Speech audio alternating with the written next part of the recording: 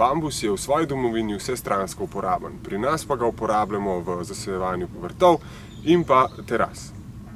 Ko razmišljamo o bambusu za vrt, se moramo najprej odločiti, kaj od njega sploh želimo. Ali bo to samostojna rastlina, ki bo dala orientalski pridih našemu vrtu, ali pa bo to samo zaslon. Kolikor si želimo visokega bambusa z debelimi stebli, bo Philostachys viridoglaukensens ali sivo-zeleni bambus prava izbira. Na relativno majhnem prostoru zraste zelo visoko, njegova stebla pa lahko dosežejo tudi do 5 cm premera, tako da si v vrtu lahko ustvarimo pravi manjši bambusov gozd. Philostachys nigra oziroma črni bambus je eden prvih bambusov, ki je z vzhoda prišel v Evropo in je še danes eden najpopularnejših. Kar pa ga dela tako popularnega, so njegova črna stebla. Spomladi sicer rođene v zeleni barvi, v roku 3 let pa se pobarva povsem v črne.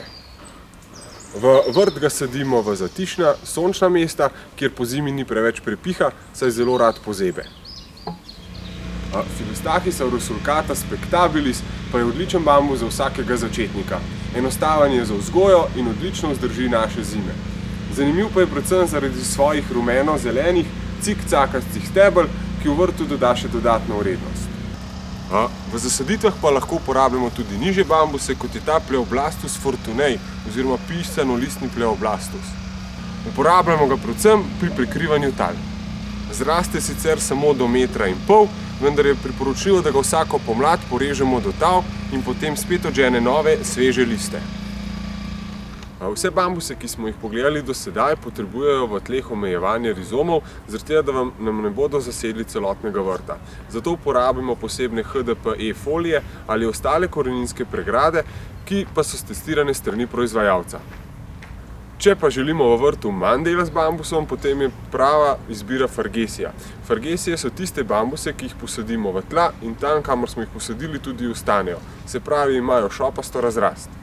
Fargesija Scabrida Asian Wonder je ena najbolj pogostejših fargesij, ki jo najdemo v naših vrtnih centrih. Odlična je zaradi tega, ker ne glede na kakšno lego sončno ali senčno jo bomo posadili, vedno bo dobro uspevala in nudila gosto rast. Bambuse pa lahko zelo uspešno gojimo tudi v loncih, vendar moramo izbrati pravo vrsto in sorto za lego, kjer bo lonec stal. Pred nami tukaj imamo nekaj primerov fargesij, ki so sicer bolj primerne za senčne lege, toda recimo Fargesija rufa ali Jusseigo 1 bosta odlično uspevali tudi na sončnem delu. Fargesija Jusseigo 1 je sicer bolj primerna za senčne lege, vendar bo na sončni strani terase veliko bolj poudarila svoje peščeno-rdeče stebla. Ko bambus gojimo v loncu, pa moramo paziti za zadostno zalivanje tudi v zimskih časih, saj je tako kot vse zimzelene rastline, takrat potrebujejo vlago, da vzdržujejo svoje liste.